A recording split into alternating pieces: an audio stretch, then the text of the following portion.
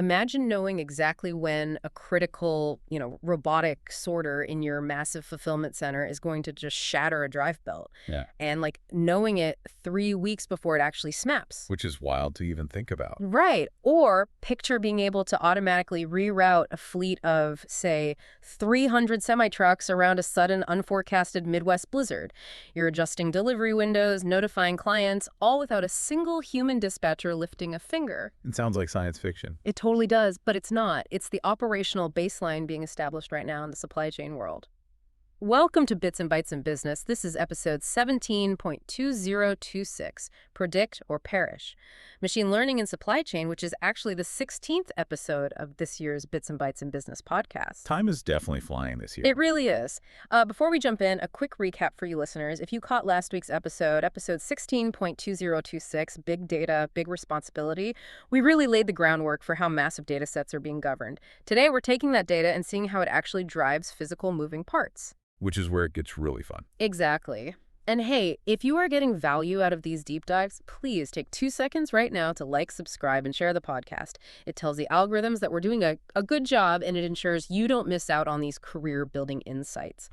And definitely check out my YouTube channel for access to course materials, videos, and, other podcasts to stay completely engaged and on the cutting edge. And you definitely want to stay on the cutting edge right now. The market is just moving too fast. It really is.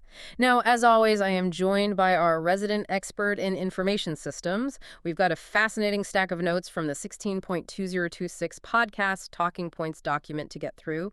So, to our listener, whether you're a prospective student, an early career tech professional, or just someone trying to survive the sheer complexity of modern business, our mission today is to fast-track your understanding of enterprise-level AI. Yeah, and we are aggressively moving from a landscape where supply chains simply react to emergencies, like putting out fires as they ignite, to a world where they anticipate those fires. Right, they see the smoke before there's even a spark. Exactly. They dynamically reconfigure themselves autonomously. Because the harsh reality of the modern market is that if your infrastructure isn't doing the predicting, your profit margins are going to perish. Predict or perish. It's a brutal paradigm shift. It really is. And we desperately need to move past the buzzwords today. I mean, AI and machine learning, they've been so diluted by marketing brochures that they've almost lost their utility in a boardroom setting, Oh, 100%. Every vendor slaps an AI-powered sticker on their website now. Right. And if a software vendor tells you their product has AI, that tells you absolutely nothing about its architectural capabilities or, critically, its data requirements. So true. So let's establish the mechanical baseline for everyone listening. The entire field right now hinges on this operational gap between predictive analytics and prescriptive analytics. Well, that's the core division. So we know predictive is about forecasting the future based on historical and real-time data. But mechanically, why is the leap from predictive to prescriptive so difficult to engineer? Because you are fundamentally changing the mathematical objective. Yeah. I mean, predictive analytics is essentially a highly sophisticated time series forecast. Okay. It's identifying a future state. So it tells you, based on current port congestion telemetry, supplier latency, and consumer demand signals, you have an 88% probability of a stockout on this specific microchip in 14 days. Okay, so that's predictive. It identifies the cliff. Yes. Well, it's the warning system. Right. But prescriptive analytics, that requires a completely different computational engine. Because it doesn't just warn you about the cliff, it actually takes control of the steering wheel. Oh, wow. Okay. Yeah. Prescriptive analytics utilizes multi-objective optimization algorithms to dictate how the organization should respond. So it evaluates thousands of possible permutations, right? Like, should we air freight the chips? Should we source an alternative component from Mexico? Should we just halt the production line entirely? It calculates the financial and temporal cost of every single option and then prescribes the optimal path to mitigate that stockout. I always think of it like the evolution of navigation apps on your phone. Like 10 years ago, a predictive app would flash a red line on your screen and say, hey, there's a massive 2-mile traffic jam ahead on I-35. Exactly. It gave you the prediction, but you were still the human driving into the bottleneck. You had to figure it out. Right, you had to make the choice. Yeah. But a modern prescriptive navigation app, it doesn't just show you the red line. It autonomously calculates a new route. It factors in your current fuel level so it doesn't, divert you into a dead zone with no gas station. Or crucial context, right? Right. It assesses the speed limits of the side streets, and actively guides you around the delay so your arrival time basically remains unchanged. That is a highly accurate way to look at it. Hmm. But, and this is the big catch, to make that prescriptive navigation work, the app needs a flawless map. It has to know everything about the environment. Exactly. It needs to know where the side streets are, what the speed limits are, where the gas stations are. Yeah. In enterprise logistics, that map is what we call a digital supply chain twin. A digital twin. Okay, I want to dig into this concept because I think a lot of people, they mistakenly assume it's just a 3D CAD model of a warehouse or maybe a really complex Excel spreadsheet or relational database. Oh, it is so much more than that. Yeah, the source note suggests it's incredibly dynamic. What is actually being modeled in a true supply chain twin? It is a complete real-time virtualization of a physical supply network. And I mean everything. Everything. Like, how granular are we talking? Incredibly granular. It's not just a list of your warehouses. It is a massive graph network mapping the relationships between your primary suppliers, your tertiary backup suppliers, raw material extraction points, intermodal transit hubs, right down to the last mile delivery routes. Okay, so it's essentially a state machine. It's constantly updating the state of every single node in the network based on live telemetry. Precisely. To make a digital twin functionally accurate, you are feeding it immense high-velocity data streams via APIs. Like what kind of data? You're ingesting global weather APIs, maritime transponder data for cargo ships, geopolitical risk feeds, and IoT sensor data from your own factory floors. That is a massive amount of data. It's staggering. So, if a labor strike shuts down the port of Long Beach, the digital twin immediately recalculates the cascading impact of that physical closure across your entire virtual network. Oh, I see. Yeah, it shows you exactly how a strike in California tomorrow impacts your shelf inventory in New York next month. That's incredible.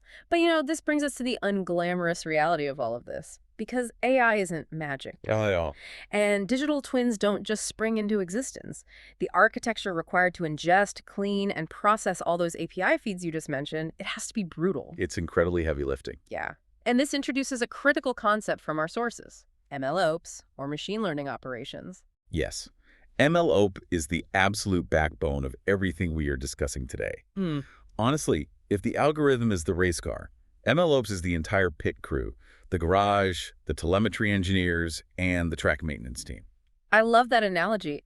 Break down that pipeline for us. What does MLOps actually do mechanically? Because I think C-suite executives often assume they can just, hire a brilliant data scientist, give them a high-end laptop, and say, hey, build me an AI. Oh, that is the absolute fastest way to burn millions of dollars. Right. Yeah.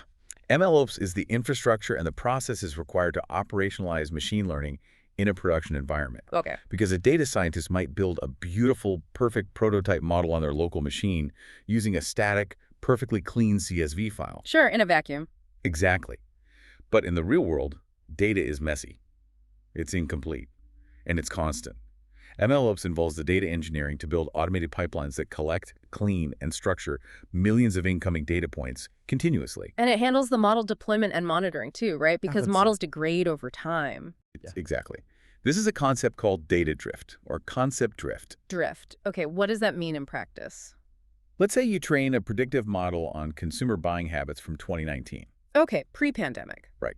Then a massive global event happens, consumer psychology fundamentally shifts, and suddenly your 2019 baseline is actively toxic to your current accuracy. Because the world changed, but the model didn't. Exactly. Yeah. MLOps is the automated system that monitors the model's outputs in real time, flags when its predictions are drifting away from actual reality, and seamlessly triggers a retraining loop. Wow.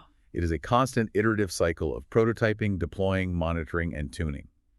Without MLOps, an AI model basically becomes obsolete the second it touches the real world. Which is just an incredible operational burden, and I think it really explains why the adoption of these tools is forcing a structural shift in how physical logistics are handled. It absolutely is. I want to connect this MLOps and prediction capability to a physical strategy mentioned in the notes. It's called elastic capacity. Oh, this is a game changer. Yeah. Because historically, logistics was heavily anchored in this legacy, internal fleet-only mindset, right?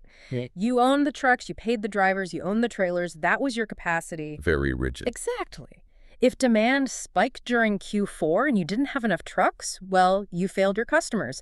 If demand cratered in Q1, your really expensive depreciating assets just sat empty in a lot. It's the antithesis of resilience. And elastic capacity is the shift away from that rigidity. It basically mirrors what happened in software with cloud computing. Oh, interesting. How so? Well, 10 years ago, you bought physical servers, right? They sat in a closet. Now you spin up AWS instances as needed. Right, you rent the compute power. Exactly. Elastic capacity applies that exact same logic to physical freight. You maintain your core internal fleet for your baseline, predictable operations. But you surround that core with a vetted, integrated network of external carriers, an outer ring of capacity. And this has to rely on the ML infrastructure to function, doesn't it? Because you can't manually have a dispatcher call 100 different third-party carriers when a sudden spike hits. Exactly. You need the machine learning to dynamically scale your operations. When your predictive analytics forecast an overflow volume event, your prescriptive algorithms instantly route freight to this outer ring of external carriers via automated bidding APIs. So it scales up automatically. Yes. The system seamlessly expands your capacity for time-sensitive jobs or sudden demand surges. Yeah. And then contracts right back down to your core fleet when the surge subsides. That is amazing. So if we look at the whole board for our listeners right now, predictive models tell us what's coming. Prescriptive algorithms tell us how to react. Digital twins provide the map to test those reactions. MLOps provides the infrastructure to keep the models accurate. And elastic capacity gives us the physical flexibility to actually execute the plan. You nailed it. That's the entire ecosystem. It is a stunningly complex architectural challenge. And to understand why companies are willing to endure the sheer agony of building this out, we really have to look at the financial stakes on the table. Because the 2026 market realities outlined in these notes, they are staggering. The capital flowing into this space is just unprecedented right now. Let's look at the numbers. According to the source data, the supply chain analytics market was valued at $8.2 billion in 2025. Massive. Yeah. And it is projected to rocket to $16.5 billion by 2032. That is a 10.5% compound annual growth rate. It's exploding.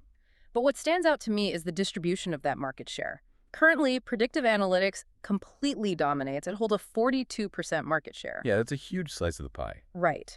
So my question is, if prescriptive analytics is the holy grail that actually fixes the problems autonomously, why is the market heavily anchored in just the predictive warning systems right now? It comes down to two primary things: compute costs and risk aversion. Okay, break that down. First, optimizing a prescriptive model across a massive digital twin. It requires immense computational power. It is wildly expensive to run those multidimensional optimization algorithms continuously. Because it's calculating a million different alternate realities. Exactly. But more importantly, it's about corporate psychology. Predictive analytics solves the immediate agonizing pain points like inventory optimization and disruption anticipation. Executives want the warning. They want to know the cliff is there. Yes. They are, quite understandably, terrified of handing over autonomous execution of a billion-dollar supply chain to a black box algorithm. They want the ML to give them the probability, but they want a human to pull the actual trigger. That makes total sense. They want the forecast, not the autopilot. Exactly. And the return on investment for just getting the forecast right is massive. The notes indicate that enterprise organizations utilizing ML for demand forecasting, route optimization, and predictive maintenance are seeing efficiency leaps of 10% to 30%. And in a low-margin business like logistics, a 10% leap is the difference between absolute market dominance and bankruptcy. We're seeing tangible financial execution too, right? Oh, definitely. Early enterprise adopters of advanced predictive tools realized an 18% reduction in operational costs in 2025. 18% is huge. It's massive. And it's not just capital savings. Deploying real-time sensor telemetry and automation yields a 22% improvement in delivery accuracy. Meaning you're hitting your delivery windows with significantly higher precision. Exactly. You're keeping your clients happy. But the cost of admission to achieve those numbers, it's creating a massive bottleneck. The talent war is arguably the biggest constraint on this $16.5 billion market. It's fierce out there. The notes point out that specialized ML talents, we're talking data scientists, ML engineers, AI systems architects, they now command salaries between $300,000 and over $600,000 annually. Which is just a staggering payroll hit. I have to push back on this a bit just for my own curiosity. Is a single ML engineer really worth the equivalent of 3 or 4 senior full-stack software developers? Like, what makes this specific skill set so obscenely expensive? It's the rarity of the intersectional skill set. Okay. Think about it this way. A traditional software developer is highly skilled at building deterministic logic. If X happens, execute Y. Right, very structured. But an ML engineer operates in probabilistic mathematics. They have to deeply understand linear algebra, calculus, and statistical distributions just to design the neural networks. Wow. Okay. But they also need the heavy computer science skills to build the distributed systems required to train those models across clusters of GPUs. So they're mathematicians and infrastructure architects. Exactly. And critically, they need enough domain expertise to understand why a specific data feature actually matters in a supply chain context. Finding all three of those competencies, math, computer science, and business domain knowledge in one single human being is incredibly rare. Which creates a massive barrier to entry.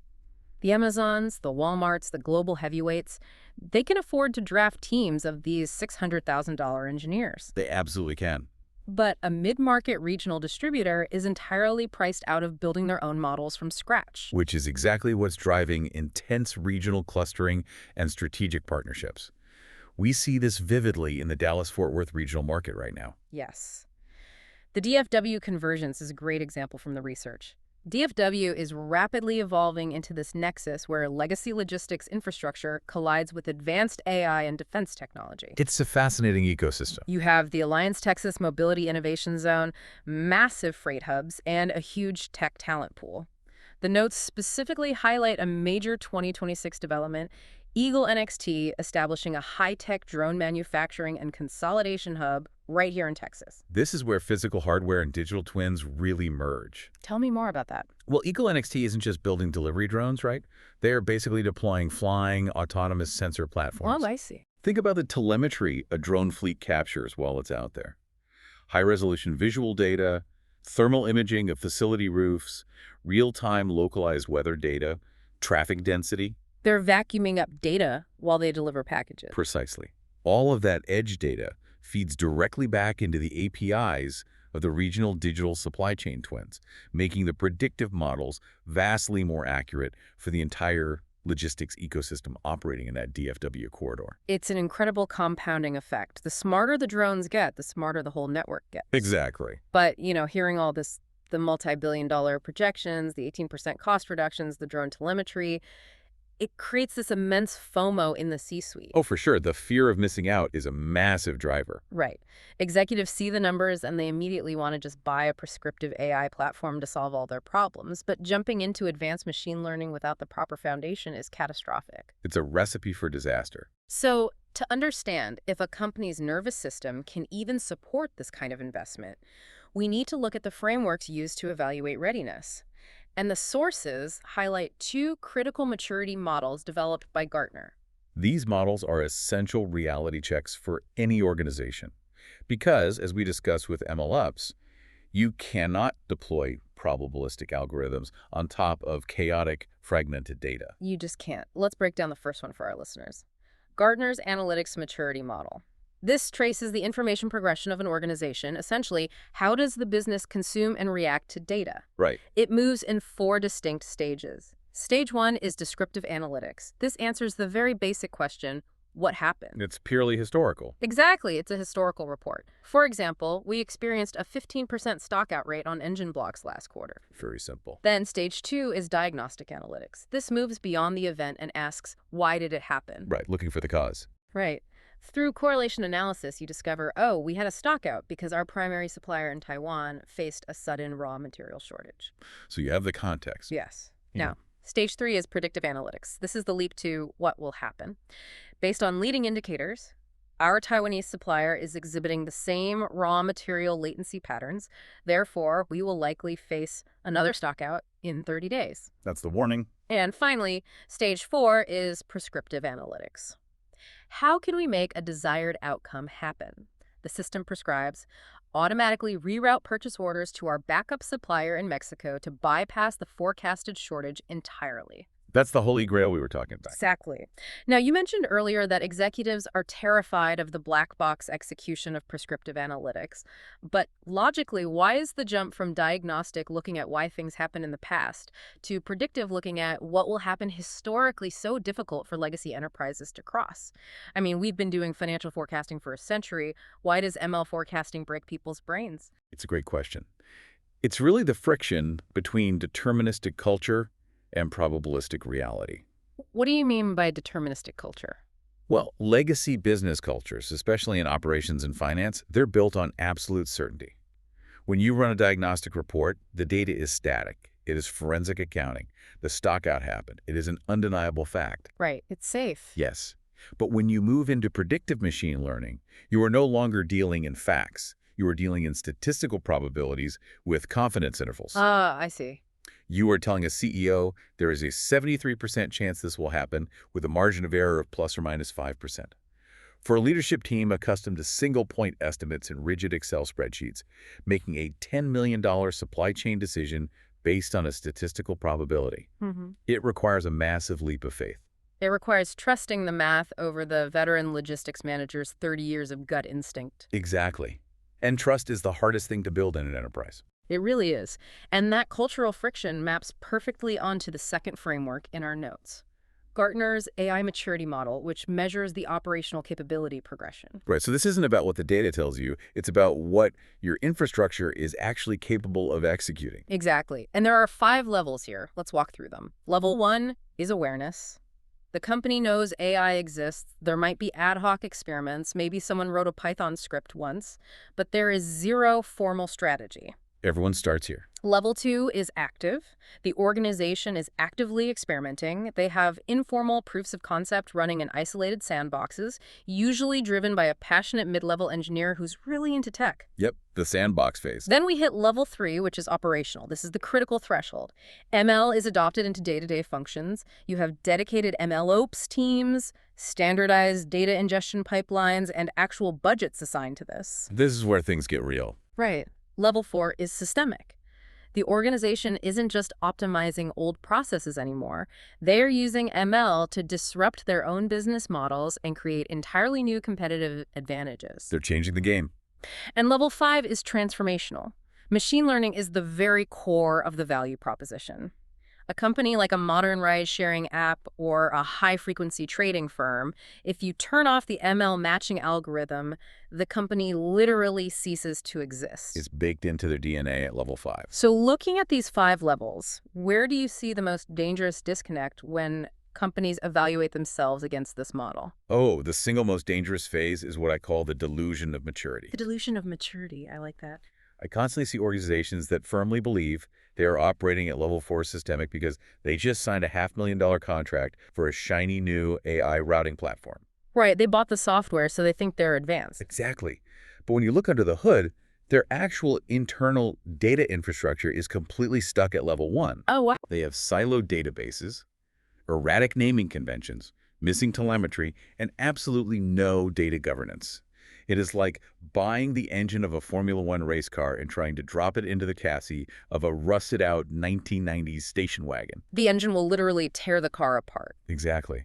Moving from level 2 prototypes to level 3 operationalization is the graveyard of enterprise AI. It requires immense, unglamorous capital investment in data pipelines before you ever see a single predictive insight. And this immense friction between where a company actually is stuck in level 1 data swamps and where they want to be, which is level 4 predictive dominance. This is the catalyst for some of the most fiercely debated operational dilemmas in the industry right now. It's sparking huge debates in the boardroom. So let's dive into these contrarian debates. The most pervasive one in enterprise IT right now is the build versus buy dilemma for machine learning. This is a classic IT battle, but the stakes are so much higher with ML. Totally. On one side, you have the build argument, developing your own algorithms in-house. The obvious advantage here is hyper-customization. The model is trained exclusively on your unique historical data, it understands your specific operational quirks, and the intellectual property belongs entirely to you. It's a defensive moat against competitors. Which sounds great on paper. Right, but the drawbacks are devastating. The notes point out it takes 6 to 18 months just to reach an initial prototype that provides any value. You bear 100% of the project failure risk. And tying back to the market realities we just discussed, you have to recruit and retain a team of those $600,000 ML engineers to build and maintain the MLOps pipeline.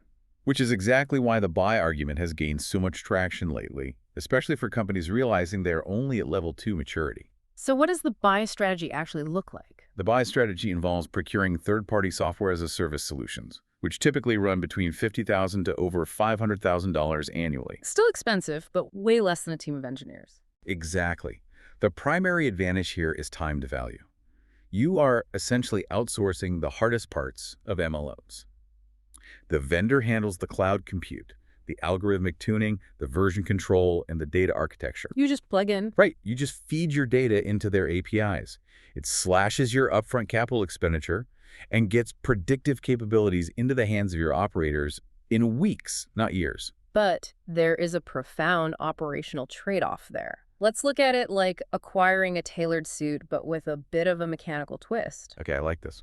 The build route is like commissioning a master tailor to build a bespoke suit from scratch. It fits every single contour of your body perfectly, but it takes months of fittings, costs an absolute fortune, and crucially, because this is software, it requires the tailor to essentially follow you around for the rest of your life. That's a great point. Right. If you gain 5 pounds, or if the climate changes, the tailor has to constantly adjust the seams. That's the MLOps burden. You own the suit, but you also own the eternal maintenance of the suit. Yeah, that maintenance is killer. No, the buy route is going to a high-end department store and buying a fantastic off-the-rack suit. It's ready immediately, it looks great, and the store handles the initial alterations. But the suit is designed for a statistical average, not for you specifically. Exactly. So if it pulls a little tight in the shoulders, you have to change your behavior. You have to stop reaching up too high. That behavioral change is the core of the buy dilemma. When you procure a SaaS AI platform, you almost always have to bend your internal business processes to match the schema and logic of the software. You conform to the tool. Yes, you conform to the tool. With the build route, the tool conforms to you. Furthermore, when you buy, you are often surrendering your most valuable asset, your data, to a multi-tenant cloud architecture. You're feeding a vendor's algorithm that might eventually be sold to your direct competitors. That is a terrifying prospect for a CIO. You're basically training the AI that your rival will just rent tomorrow. It keeps IT leaders up at night, for sure. I bet. Now, let's look at the second major debate outlined in our notes. AI autonomy versus human-in-the-loop logistics. This is a really philosophical one. It is. The autonomy purists argue that advanced AI is fundamentally superior at complex, multidimensional optimization. It can calculate transit modes, predict demand spikes, and optimize thousands of nodes simultaneously, which is a cognitive load impossible for humans. Humans just can't process that much math. Exactly. Therefore, to achieve maximum efficiency, they argue we must remove human error, bias, and latency from the execution layer entirely. Just let the algorithms dispatch the trucks and redirect the ships autonomously. Sounds efficient. But the human-led argument points out a fatal flaw in relying entirely on the math. The algorithms handle the 80% baseline beautifully, but 10% to 20% of logistics deliveries encounter anomalies. And we really have to define what an anomaly is to a machine learning model. Okay, define it for us. An AI trains on historical density. It knows what to do when things look like the past. An anomaly is an out-of-distribution event. Out of distribution. Right. It's a high-dimensional edge case that the model simply hasn't seen enough times to formulate a reliable probabilistic response. Give me a mechanical example of this, something tangible. Okay, let's say a freak localized ice storm hits a critical bridge in Texas that hasn't frozen in 30 years. Very relevant for DFW. Exactly. The predictive model sees the weather API data, notes the disruption, and attempts to optimize. But because it lacks common sense reasoning, it might strictly optimize for fuel efficiency and direct a fleet of trucks carrying perishable medical supplies to pull over and wait out the storm for 48 hours. Which would destroy the cargo. Yes, the model did the math correctly based on its constraints, but it failed the business objective entirely. Because the machine has absolutely no context for the severity of the cargo beyond a categorical tag in a database. It lacks empathy and lateral problem solving. It doesn't know what urgent medical supplies really means in human terms. Right. But a human dispatcher looks at that same ice storm, understands that these are life-saving supplies, and immediately starts working the phones. They're calling local police for a slow-roll escort. They're contacting regional tow companies to stage equipment on the inclines, or they're negotiating emergency cross-docking at a competitor's facility. Precisely. Humans possess contextual empathy and the ability to negotiate outside the defined boundaries of a database. Algorithms can't negotiate. No, they can't. And this is why the prevailing wisdom for 2026 is that the most resilient supply chains are AI-powered, but human-led. You let the machine compute the staggering complexities of the 80%, but you mandate a human in the loop to override the system and manage the chaotic, high-stakes 20%. That balance is key. Now, to see exactly how these debates, build versus buy, autonomy versus humans, and the brutal reality of the Gartner maturity models play out in the real world, the source material provided two phenomenal case studies right from the Dallas-Fort Worth area. These are great examples. We have a spectacular, expensive failure and a highly targeted success. Let's dissect the failure first. The notes call it the premature procurement. Ouch. Yeah. A mid-sized DFW freight brokerage realized they were losing market share and decided they desperately needed to modernize.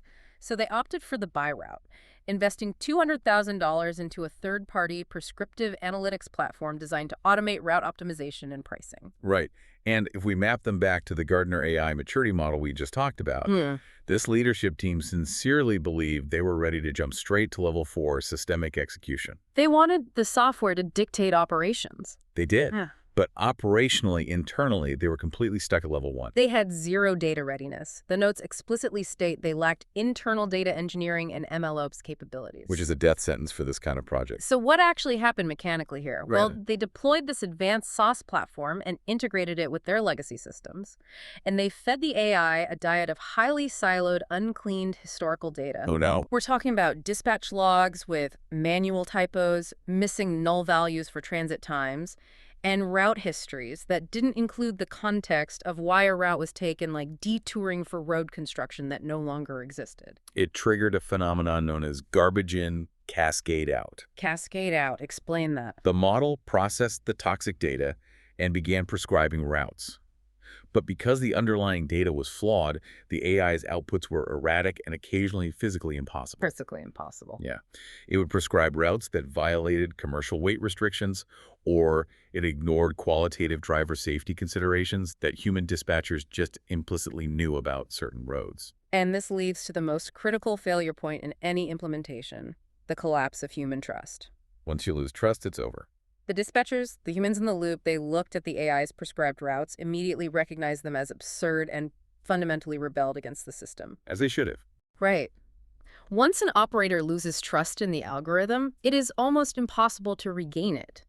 The team entirely abandoned the $200,000 platform and reverted to manual reactive Excel planning. Wow. The capital investment was a total loss, but honestly, the cultural damage to the organization's view of tech adoption was probably even worse. It is a textbook example of buying the tool before building the foundation. Sophisticated algorithms cannot fix broken data governance. They just magnify the brokenness. Now let's contrast that disaster with a highly surgical success story from the notes. Targeted predictive maintenance at a DFW-based industrial manufacturer. This is a masterclass in how to do it right. It really is. This company was facing the exact same economic volatility, but their approach was entirely different. They utilized what the notes call an MSIS-led team, meaning professionals trained in information systems who actively bridge the gap between technical architecture and business strategy. The translators. Yes. Instead of trying to build a massive, sprawling digital twin of their entire supply chain, they isolated a single high-impact variable. They deployed edge computing and IoT sensors specifically on the motors of their main conveyor lines. Mechanically, this is just brilliant scoping. They didn't try to boil the ocean. They didn't dump all their data into a massive cloud data lake. Right. They used edge computing, processing the data locally, right at the sensor level, to monitor high-frequency vibration telemetry and thermal fluctuations. Now, why is edge computing better here than sending it to the cloud? I think people assume the cloud is always better. It's all about latency and bandwidth. A vibration sensor on a motor can generate thousands of data points per second. All right. Sending all of that raw, continuous data to a centralized cloud is expensive, and it introduces latency. By deploying the ML model at the edge on a local processor, the model only flags anomalies like a microvariance in a motor's harmonic frequency. It filters out the noise. Exactly. And it sends only the alert to the central system. So the model was strictly trained to identify the exact mechanical signature of a degrading drive belt. Yes. And it worked beautifully. The system accurately identified optimization gaps and wear patterns long before humans could ever detect them. It allowed the maintenance teams to proactively schedule precise repairs during planned off hours, completely avoiding catastrophic downtime during peak production runs. The ROI here is incredibly clear. Extremely clear. By scoping the project tightly, ensuring absolute data purity from direct sensor telemetry, and targeting a specific operational pain point, they supported lean production practices and actively mitigated rising operational costs. They operated at a realistic level 3 maturity, proved the value of the tech, and most importantly, built trust with the floor workers. It perfectly illustrates the core lessons IT leaders need to internalize to survive this decade. Which brings us to the final segment of our deep dive today: the information systems perspective and what leadership actually looks like in 2026. This is the crucial takeaway for anyone listening who wants to advance their career. Based on everything in these sources, the fundamental law of modern enterprise IT is this: data readiness dictates algorithmic success. It is the inescapable truth. You can spend $500,000 on a SaaS platform or recruit a team of $600,000 ML engineers, and it will yield absolutely zero return on investment if your underlying data governance is immature. It's just premium fuel in a broken engine. Exactly. Modern IT leaders must act as data architects first. You have to build clean, standardized, continuous data pipelines before you even dream of deploying predictive tools. Your historical data is not just a log of past events, it is literally the fuel for your future autonomy. And this reality creates a massive bottleneck in the talent pipeline, but it also creates an incredible opportunity for the right professional. If the pure ML engineers, the math savants building the neural networks, are focused deeply on the code, and the C-suite is focused strictly on EBITDA and market share, there is a gaping chasm in the middle of the organization. Massive communication gap. So my question for you is, what is the role of the modern IT professional who isn't writing Python algorithms all day? What do they do? They hold the most vital role in the enterprise, the Translator Advantage. The Translator Advantage. Yes, this is the defining skill set of the decade.